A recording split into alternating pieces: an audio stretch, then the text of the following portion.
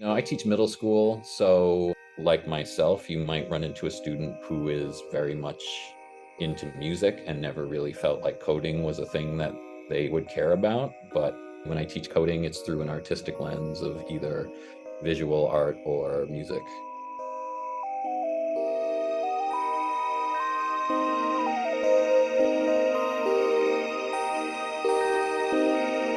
My processing fellowship is based around building a curriculum that extends the current available curriculum for computer science, specifically within p5.JS, which is the Introduction to Computational Media curriculum for CS for All, which was initially developed by Luisa Pereira and extended and modified by Courtney Morgan, as well as inspired by additional sound curriculum in p5.JS by Lila Quinones. So my fellowship curriculum focuses specifically on sound synthesis and the possibilities that are available within the P5 library. It is intended to be an extension of what is already available, so a bit more intermediate based as opposed to beginner level. One of the things I decided to work into the curriculum was about decision making as a coder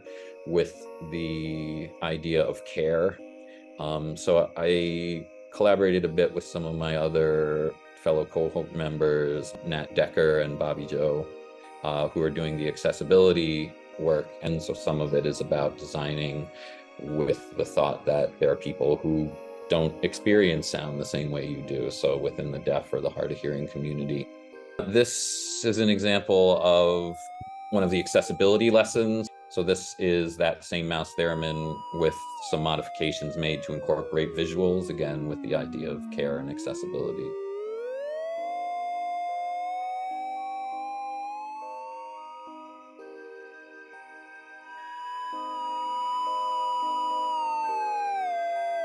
Those are kind of peppered throughout the curriculum to get students not just thinking about the sound component, but like thinking about accessibility or thinking about design approach and user experience and stuff like that. Having the ability to sort of meet with the other fellows and kind of hear what they're doing, and then that allowed us to sort of strike up these conversations and relationships. And I think that is, it's an integral part to the story.